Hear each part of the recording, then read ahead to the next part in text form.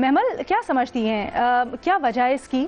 और जिस तरह से भी मैंने न्यायी साहब से भी पूछा, केमिकल कैस्ट्रेशन की शिक वापस लेने से मुतल्लिक, हालांकि हुकूमत का बड़ा वाज़े मौक़िफ़ था इसके ऊपर, फिर डोमेस्टिक वायलेंस बिल ना आना, न्यायी साहब तो कहते हैं बिल्कुल इररेलेवेंट है और रिलेटेड नहीं है इस सोच से। क्या आप भी ऐसे ही समझती हैं? देखिए लीना, पहले तो जो बुनियादी सवाल पर आ जाए ना, वो ये है कि जिस तरह जैसे बेनज़ीर ने भी कहा, फवाद चौधरी साहब ने बहुत अच्छी बातें की हैं और हमें सोचने पर मजबूर किया है। और वो खुद एक्चुअली जो बात कर रहे हैं वो ये कह रहे हैं कि रियासत का फेलियर है, जिसको वो एडमिट भी कर रहे हैं और गालिबन शायद एक तरह से वो रियासत से शिकवा भी कर रहे हैं। वो कह रहे हैं कि इस पॉलिसी को तब्दील करने की जरूरत है, क्योंकि इसके बगैर जो है वो माशरे में इंतहा पसंदी जो है वो बढ़ती जाएगी। क्योंकि आप ये देखिए, किसी ने बड़ी एक अच्छी बात की है, एक ऑथर थे, उन्होंने ये कहा था कि without tolerance our world turns into hell. तो बेसिकली बात ये है कि अगर टॉलरेंस नहीं होगी तो हमारी दुनिया जो है वो एक जहन्नम बन जाएगी।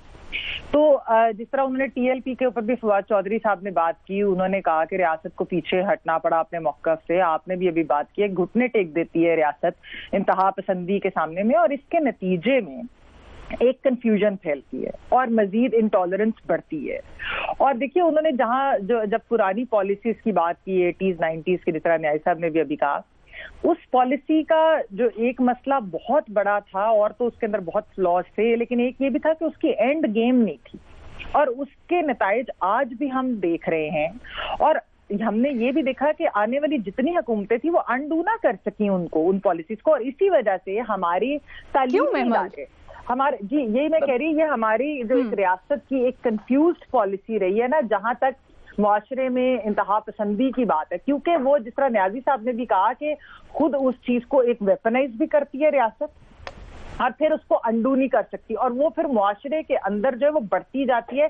आपके तालीमी इदारों में फवाद चौधरी साहब ने बिल्कुल सही निशानदेही की। उन्होंने कहा कि वो टीचर्स, उनकी सोच जिस तरह की फिर वो सोच आगे स्टूडेंट्स को देते हैं, आप देखिए वही हमें नजर आ रहा है। हमारी यंग नस्ल के अंदर जिस किस्म की इंटॉलरेंस है, अब तो कोई बात हो ही नहीं सकती। और फवाद चौधरी साहब ने भी कहा कि जब दूसरा मकतबा फिक्र कोई बात करता है तो कुफर के फतवे लग जाते हैं, और बहुत अच्छे अच्छे लोग जो कि इस्लाम के ऊपर, जिनको पता है कि इस्लाम हमें असल में क्या पढ़ाता है, वो भी डर के मारे कई लोग बात नहीं करते। फवाद चौधरी साहब ने उसकी भी निशानदेही की। उन्होंने कहा कि जब मैं कहता हूँ दूसरे मकतबा फिक्र को तो आने दे, तो वो कहते हैं कि आपने मरवाने हैं हमें।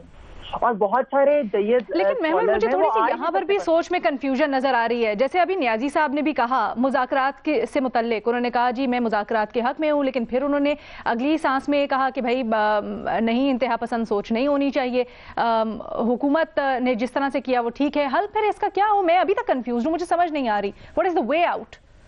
नहीं अलीना, इसका हल ये है कि रियासत एक्चुअली एक पॉलिसी बनाए कि हमने इंतहा पसंदी को फरोग नहीं देने देना।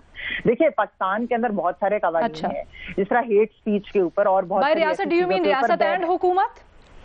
जी ओवरऑल इसके अंदर गवर्नमेंट और रियासती इदारे दोनों। अच्छा, हम देखते हैं हमारे मुआशरे में अलीना कौन सा ऐसा प्रोफेशन है जिसके अंदर ये नहीं है। वो वकला हो, वो हमारा अब्बास साहब की तरफ ये लेके चलते हैं, ठीक है जी।